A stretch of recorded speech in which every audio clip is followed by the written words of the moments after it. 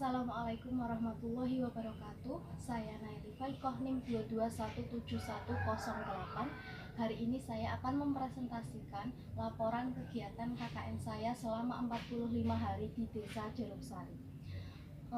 Saya memiliki program yaitu pemberdayaan masyarakat berbasis edukasi dan kewirausahaan di masa pandemi COVID-19 di Desa Jeruksari. Untuk sistematika laporan nanti yang akan saya sampaikan yaitu yang pertama adalah profil desa, yang kedua adalah usulan program kerja, yang ketiga adalah tujuan, yang keempat adalah pelaksanaan program kerja, yang kelima adalah hasil dan analisis, dan yang terakhir adalah kesimpulan. Langsung saja untuk yang pertama yaitu profil desa. Desa Jeruksari ini terletak di Kecamatan Tirto, Kabupaten Pekalongan. Menjadi salah satu desa yang terdampak Rob, menjadikan kualitas sumber daya manusia di desa ini sedikit rendah karena rata-rata penduduknya hanya berpendidikan sampai SD saja. Untuk perekonomiannya juga masih sangat rendah karena mayoritas penduduknya bekerja sebagai buruh. Untuk program kerja yang saya usulkan dalam KKN ini, yang pertama ada pelatihan IT, pelatihan bahasa, pelatihan kewirausahaan, kemudian ada bimbel gratis, dan yang terakhir saya membantu menjadi tenaga pengajar ngaji. Langsung saja untuk tujuan dari adanya pemberdayaan ini adalah yang pertama menambah wawasan masyarakat dalam bidang pendidikan, kemudian yang kedua adalah menambah wawasan masyarakat dalam bidang kewirausahaan, dan yang terakhir adalah meningkatkan kualitas sumber daya manusia dan perekonomian. Untuk pelaksanaan program pelatihan IT ini sendiri saya melaksanakannya pada tanggal 17, 24, 26, dan 31 Oktober, lalu saya lanjutkan lagi pada tanggal 27 dan 14 November. Nah, apa saja materinya? Materinya kegiatannya di dalamnya diantaranya satu, sosialisasi, lalu ada pelatihan membuat video itu sendiri, video edukatif, kemudian ada pelatihan pengoperasionalan Microsoft Office, dan yang terakhir ada pelatihan penggunaan PC atau komputer. Nah, untuk tempat dari pelatihan ini sendiri bertempat di dua tempat, yaitu di LPM Smart yang ada di Jeruksari, dan yang kedua bertempat di gedung TPQ Nurul Hidayah. Pesertanya tentunya juga saya bagi menjadi dua, yang pertama adalah warga belajar di LPM Smart, dan yang kedua adalah anak-anak di Desa Jeruksari. Hasil dari adanya pelatihan ini yang pertama yaitu pelatihan di LPM Smart, sedikit banyak warga belajar di sini menjadi tahu bagaimana cara menyalakan komputer, cara mematikannya, cara mengoperasikan Microsoft Office Word, cara mengetik, cara menyimpan dokumen, dan lain-lain. Kemudian analisis dari kegiatan ini, saya menemukan fakta bahwa warga belajar ini sebagian besar memang tidak tahu cara mengoperasikan komputer, karena sebelumnya mereka memang sama sekali belum pernah menggunakan komputer.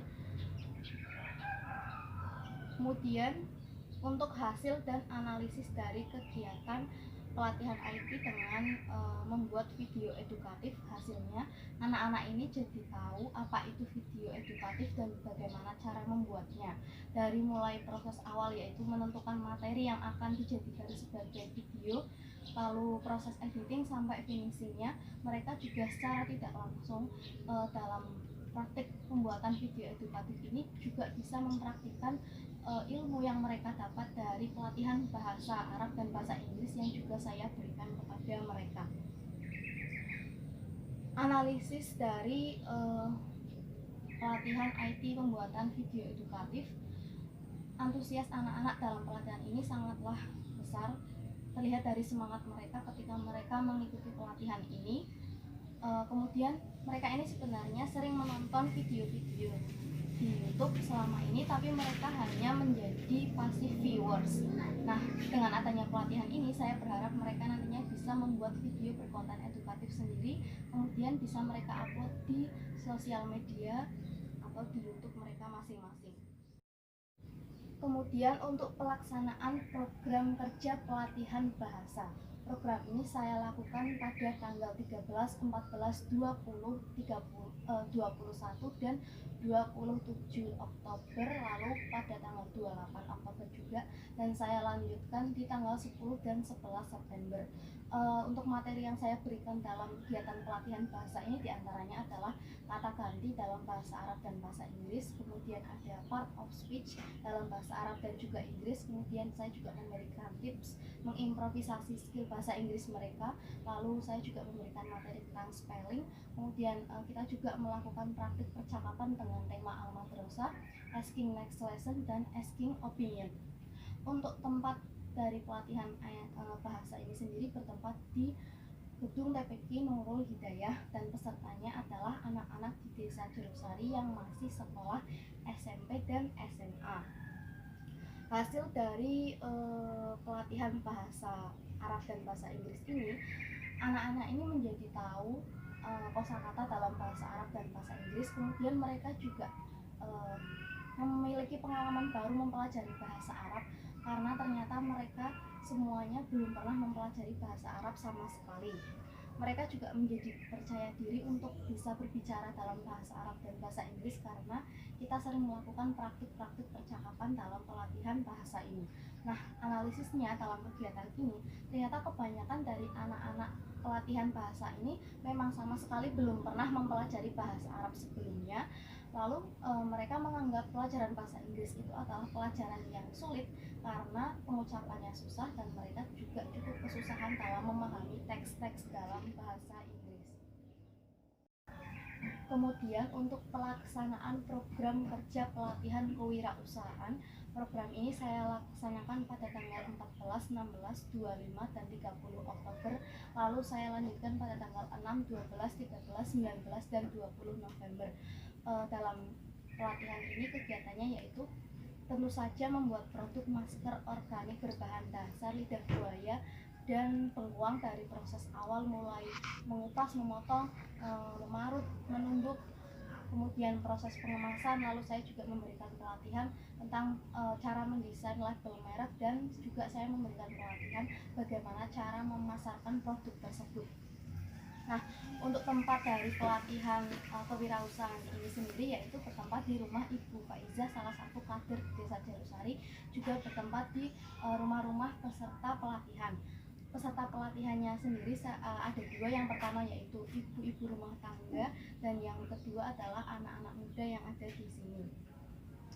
Hasil dari pelatihan kewirausahaan ini sendiri, yang pertama, mereka sedikit banyak mendapatkan ilmu tentang dan pengalaman bagaimana cara meningkatkan nilai jual suatu barang, kemudian bagaimana cara membuatnya, cara mengemasnya, cara memberikan label merek, dan cara memasarkannya. Analisisnya, pelatihan-pelatihan semacam ini seharusnya diberikan kepada masyarakat yang ada di sini, mengingat di sini masyarakatnya masih banyak yang menganggur.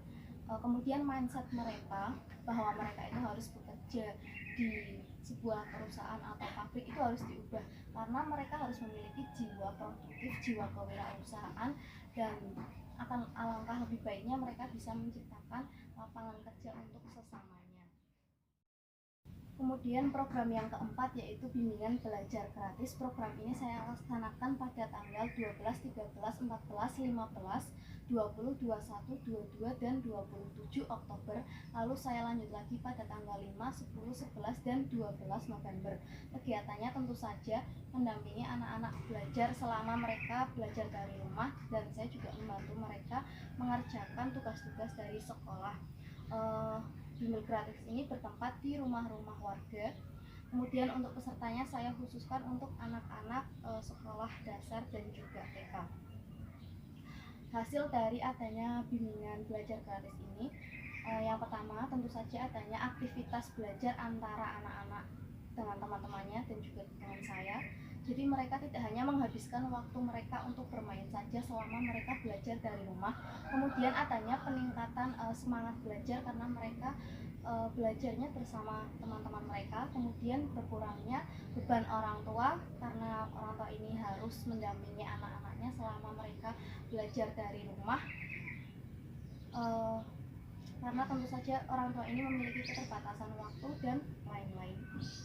Analisisnya, selama program bimbingan belajar gratis ini, saya menemukan banyak fakta bahwa ternyata anak-anak ini mengalami kesulitan dalam memahami pelajaran karena dalam masa mereka harus belajar di rumah ini, sebagian besar gurunya hanya mengirimkan materi melalui grup WhatsApp, lalu menyuruh mereka untuk membaca dan memahami materi sendiri. Untuk program yang terakhir yaitu membantu mengajar mengaji, program ini saya laksanakan pada tanggal 17, 18, 24, 25, 30, dan 31 Oktober. Lalu saya lanjut lagi tanggal 1, 6, 7, 8, dan 14 November. Kegiatannya tentu saja saya membantu mengajar di TPQ dan juga di rumah Ustadz Husni Firdaus.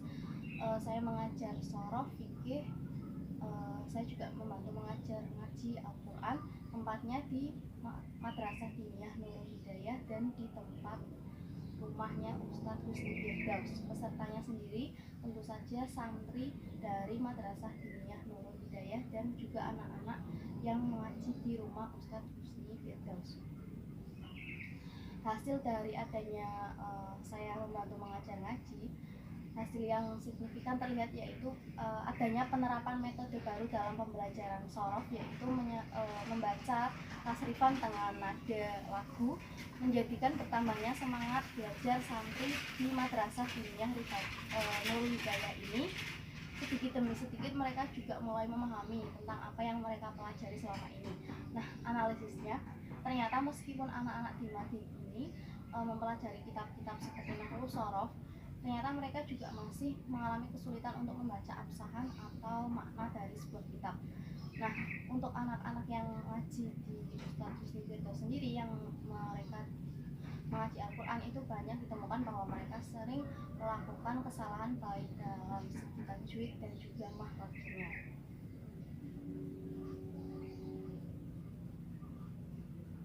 Kesimpulannya, secara keseluruhan, program pemberdayaan masyarakat di Desa Jeruk Sari ini yang berbasis edukasi dan kewirausahaan ini telah berjalan dengan baik. Hal tersebut terlihat dari beberapa kegiatan yang dilakukan selama pemberdayaan ini. Kegiatan tersebut diantaranya antara pelatihan IT, pelatihan bahasa, pelatihan kewirausahaan, bimbel gratis, dan juga ada kegiatan membantu mengajar ngaji. Lalu pemberdayaan masyarakat berbasis edukasi dan kewirausahaan ini dilakukan di desa ini telah membuahkan hasil. Nah, untuk mengukur keberhasilannya itu ada indikator tertentu ditinjau dari macam-macam program kerjanya, masing-masing memiliki tingkat keberhasilan yang berbeda-beda. Berikut ada beberapa dokumentasi selama saya menjalankan program KKN di Desa Jeruk Sari, bisa dilihat.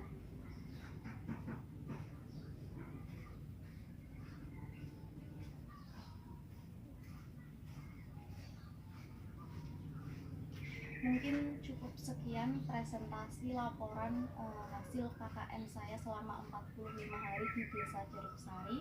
Kurang lebihnya mohon maaf. Wassalamualaikum warahmatullahi wabarakatuh.